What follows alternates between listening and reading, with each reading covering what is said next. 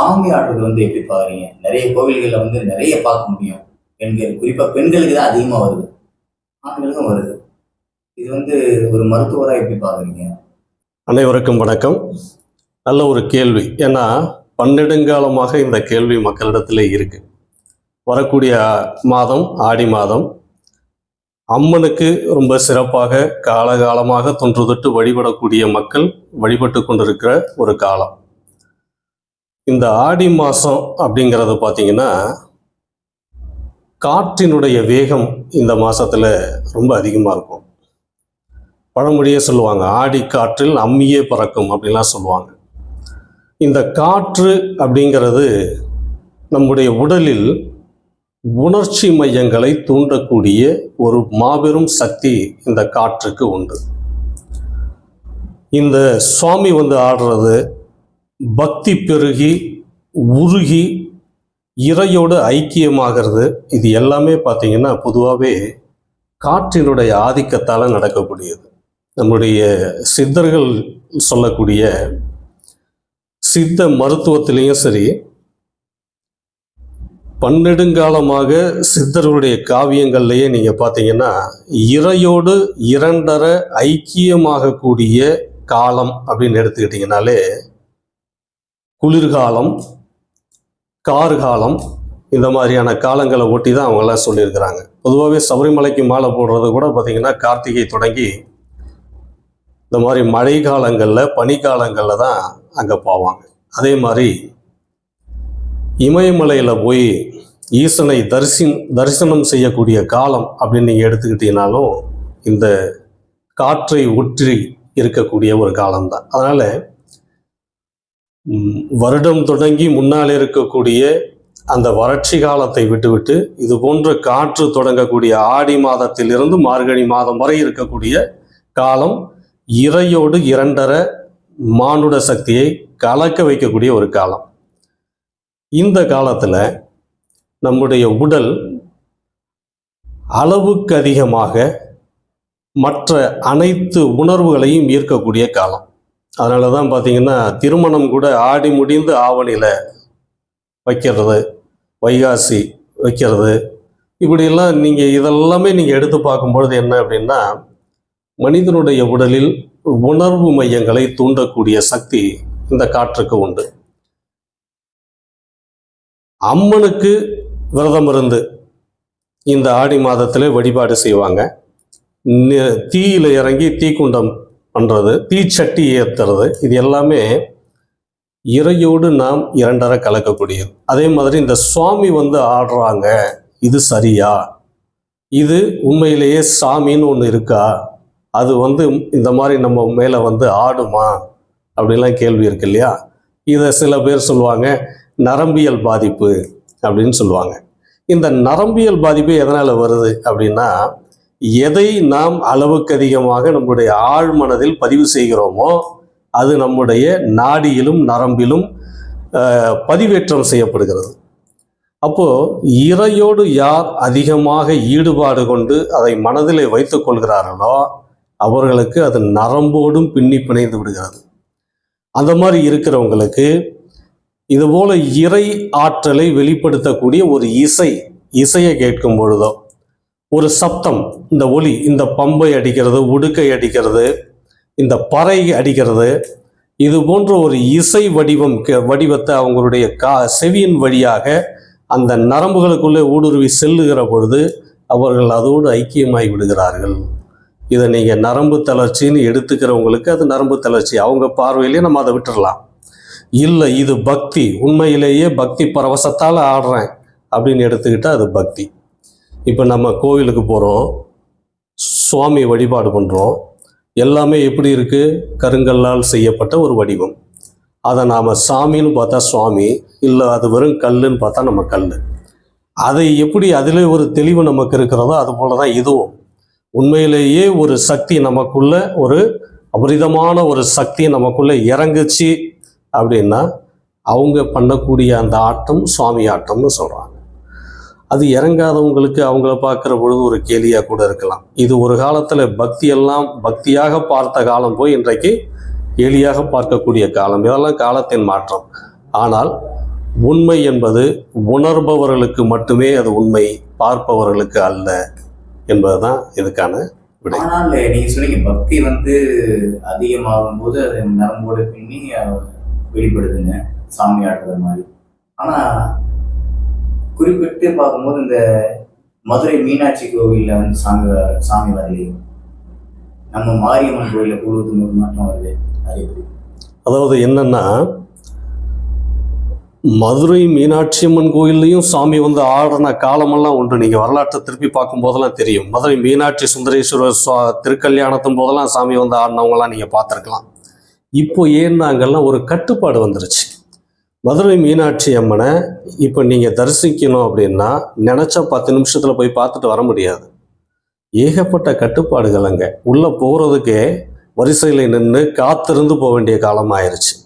அதனால் அந்த மனம் என்பது தளர்வடைந்து சோர்வடைந்து போகுது. அதனால் அங்கே ஐக்கியமாக முடியல. ஒரு மனிதன் தான் நினைப்பதை சுதந்திரமாக எங்கே செய்ய முடியுமோ அங்கேயே அவனுடைய உணர்வுகள் உச்சம் பெறுகிறது. எந்த இடத்திலே சுதந்திரம் அவனுக்கு கிடைக்கவில்லையோ அங்கே அவனுடைய உணர்வுகள் செயலற்றுத்தான் போகிறது. அப்படின்னு சொல்லல, மதுரை மீனாட்சி இல்ல, இதுலேயே சைவ அம்மன்களா பார்க்கலாம். சில அம்மன்கள் அங்க வந்து வரமாட்டேங்குது, இங்க வந்து ஆடு கோழி வெட்டுற இடத்துல வருது. அதை கேட்கிறேன். இல்லை, அது என்னன்னு கேட்டிங்கன்னா அதை தான் பிரித்து வச்சிருக்காங்க. இல்லை, அதை தான் நான் சொன்னேன். அம்மனை பொறுத்த வரைக்கும் சைவம் அசைவம்ங்கிறது இல்லை. எப்பவுமே பார்த்தீங்கன்னா அம்மன் வந்து கொஞ்சம் பார்த்தீங்கன்னா உக்கிரமான தோற்றமுடைய அம்மனுக்கு உணர்வு மயம் அதிகம். இப்போ பொதுவாகவே நீங்கள் மாரியம்மன், காளியம்மன், முப்பாத்தம்மன், முண்டக கன்னியம்மன், முத்துமாரியம்மன், இந்த மாதிரியான இருக்கக்கூடிய அம்மன்கள் எல்லாமே ஆக்ரோஷமான ஆற்றல் கொண்டவங்க. இந்த மாதிரி ஆக்ரோஷமான ஆற்றல் கொண்ட ஒரு சக்தியை பார்க்கும் பொழுது அந்த ஆக்ரோஷம் வெளிப்படும். அதாவது என்னன்னா, நாம் எதை உள்வாங்குகிறோமோ அதுவாக நாம் மாறுகிறோம். அப்போ இப்போ மற்ற ஆலயங்கள், இப்போ ஒன்றும் இல்லை, பெருமாள் கோயிலுக்கு போனீங்கன்னா மகாலட்சுமி தாயார் இருப்பாங்க, அங்கே யாரும் ஆடுறதில்லை. ஏன்னா சாந்த சுரூபியாக இருக்கக்கூடியவங்க. அவர்கள் எதுவாக இருக்கிறார்களோ அதுவாக அவர்கள் மக்களிடத்திலே வெளிப்படுகிறார்கள். தெய்வம் மனித ரூபாயன என்பது போல ஒரு தெய்வத்தினுடைய சக்தி யார் மீது ஆர்ப்பரிக்கிறதோ அவர்கள் அதுவாக மாறுகிறார்கள். அப்படித்தான். அதனால இந்த ஆக்ரோஷமா ஆடுறது, உச்சம் பெறது எல்லாமே இந்த மாதிரி காளி அம்சத்துல மட்டும்தான். அதே மாதிரி இந்த ஆடி மாதத்துல தீ மிதிதல், ஆடி மாதத்துல நிறைய கோயில்கள், எல்லா கோயிலையும் வந்து ஒரு பெரிய திருவிழாவை பண்றாங்க. எப்படி காலைல சாதாரணமா ஒருத்தர் வந்து தீயில நடக்க முடியுமா, அல்லது இந்த தெய்வீக ஒரு வேண்டுதலோட நடக்கிற அந்த தீ மிதித்தலுக்கு என்ன வித்தியாசம்? நல்ல கேள்வி.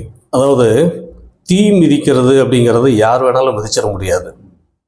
எப்படி சபரிமலைக்கு மாலை போட்டு நாம் ஒரு மண்டலம் விரதம் இருக்கிறோமோ அது மாதிரி யாரெல்லாம் இந்த தீ மிதிக்கிறது, பூங்குழி இறங்குறதுன்னு சொல்லுவாங்க, இந்த தீ மிதி அக்னி குண்டத்தில் இறங்க போகிறாங்க அப்படின்னா அவங்களுக்கு சில விரத வரைமுறைகள் உண்டு. அப்போ அவங்க என்ன பண்ணுவாங்கன்னா, ஒரு வேண்டிக்கிட்டாங்க அப்படின்னா அவங்க அந்த அம்மன் கோயிலில் இருக்கிற பூசாரிக்கிட்ட, ஐயா நான் அந்த மாதிரி வேண்டின்னு இருக்கேன், நான் செய்யணும், இதுக்கு நான் என்ன செய்யணும் அப்படின்னும் பொழுது அவர்கள் அதற்கான வழிமுறைகளை சொல்லுவாங்க. என்னென்னா, நம்ம உடம்பை பக்குவப்படுத்தக்கூடிய ஒரு முறை, அதுதான் விரத முறை, வேறு ஒன்றும் இல்லை. அப்போ எதெல்லாம் எடுத்துக்கணும், எதெல்லாம் எடுத்துக்கக்கூடாது. காலில் செருப்பு இல்லாமல் நடக்க பழகணும் முதல்ல. இந்த கல்லும் மண்ணும் குத்தக்கூடிய உணர்வுகளை நம்முடைய உடல் உள்வாங்கணும். இப்படி வாங்கி வாங்கி பழகும் பொழுது இது இருக்காது. இதுக்கு ஒரு நல்ல உதாரணத்தை நீங்கள் ஒன்றும் இல்லை, ஒரு நம்மளுடைய வாழ்வியல் முறையே, நம்முடைய அப்பாவுக்கு முன்னால் தாத்தா காலத்துலலாம் பார்த்தீங்கன்னா இப்போ நம்ம போட்டுட்டு இருக்கிற மாதிரி செருப்பு போடுறது, ஷூ போடுறதெல்லாம் இல்லை. வயல்வெளியில் காட்டில் முள்ளில் நடந்தவங்களே செருப்புலாம் இல்லாமல் நடந்ததான் அந்த காலம். அப்படிதான் வாழ்ந்துருக்குறாங்க. அப்போ அவங்க வாழ்ந்த காலத்தில் சூடு ஏறாதா? இப்போ நம்ம செருப்பு இல்லாமல் ரோட்டில் கொஞ்சம் தூரம் போக முடியாது. அப்போ அவங்கெல்லாம் எப்படி வாழ்ந்தாங்க அப்படின்னா, அவங்க அதோடையே பழக்கப்பட்டு பக்குவப்பட்டுட்டாங்க. நமக்கு அந்த பக்குவம் இல்லை. இதே மாதிரி தான் பூங்குழியில் இறங்கணும் அப்படின்னா அதற்கான பக்குவத்தை அடைவதற்கான அவகாச காலம்தான் இந்த விரத காலம்னு சொல்லக்கூடிய இந்த காலம். அதில் அவங்க விரதம் இருந்து இறை சக்தியை தன் ஆழ்மனதுக்குள் யாரெல்லாம் பதிவு செய்கிறார்களோ அவர்களை இந்த நெருப்பு ஒன்றும் செய்யறதில்லை. இதுக்கு நீங்கள் இப்போ கூட யூடியூப்லலாம் சில விஷயங்கள்லாம் வந்திருக்கும். பார்த்தீங்கன்னா, யாகத்தை வளர்த்து அதில் போய் ஒருத்தர் தலையை வச்சுக்கிட்டு படுக்கிறது, அதுலேயே விழுறது, இதெல்லாம் நீங்கள் இப்போ பார்த்துருப்பீங்க நிறைய. இதெல்லாம் எப்படி வருது அப்படின்னா, அவங்க ஆழ்மனதுக்குள் நெருப்பு என்னை சுடாது, நான் நெருப்பை காட்டிலும் சக்தியானவன் என்று யார் ஒருவன் தன் மனதால் நினைக்கிறானோ அவனை நெருப்பு அவ்வளோ சீக்கிரமாக நெருங்கிறது இல்லை. அதுல விபரீதம் இருக்கு. விபரீதம் இருக்கு, இது இருந்தாலும் இல்லாமல் இல்லை. மனம் தைரியம் தான் எல்லாத்துக்குமே காரணம். அந்த மனதைரியம் எப்படி வருதுன்னா ஆழமான பக்தியின் மூலமாக வருது. இதே காலத்துல இன்னொரு விஷயம் நடந்துட்டு இருக்கு. பெரிய பெரிய வேலெல்லாம் வந்து குத்திக்கிறாங்க. இப்போ பொதுவாக ஒரு ஊசி கையில குத்தினாலுமே வந்து அடையிடும். ஆனா அந்த நேரத்துல அவங்க வந்து அந்த பக்தியோட அந்த வேலை எங்க குத்துறது, சில நேரங்கள்ல ரொம்ப பெரிய அளவுல பாத்தீங்கன்னா ஒரு பெரிய ஜேசிபி வச்சுலாம் தூக்குறாங்க, அப்படியே கிரேன் வச்சுலாம் தூக்கி அந்த அளவுலாம் அவன் தன்னை வருத்திக்கிட்டு வந்து பக்தியை காட்டுறாங்க.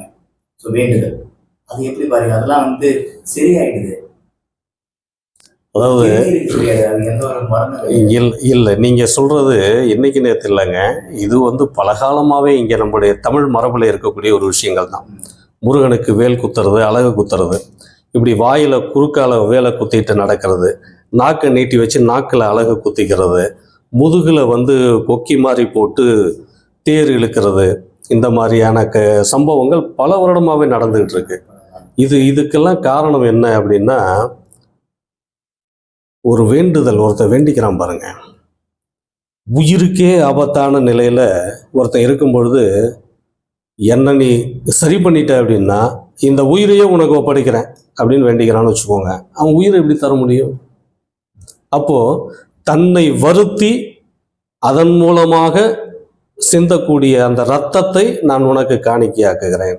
இதெல்லாம் என்னைக்கு நேரத்தில் இல்லை, அந்த காலத்தில் இருந்து இருக்கக்கூடிய ஒரு வழக்கம்.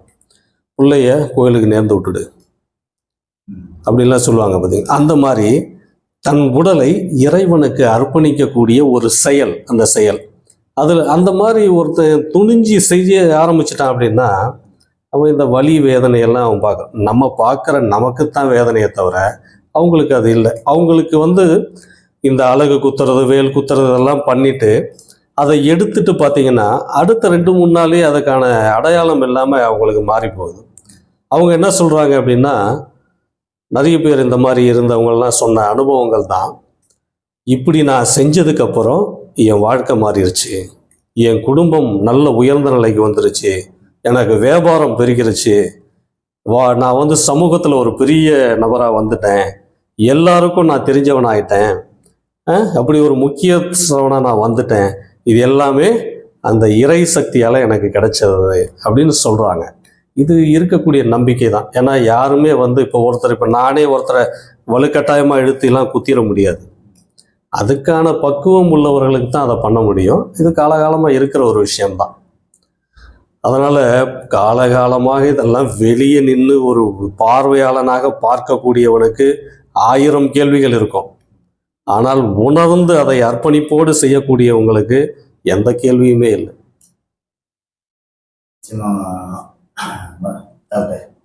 நிறைய விஷயங்கள் பேசணும். ஆடி மாத சிறப்பு இது நிறைய பேருக்கு வந்து ஒரு நல்ல ஒரு விளக்கமாக அமைஞ்சிருக்கும்.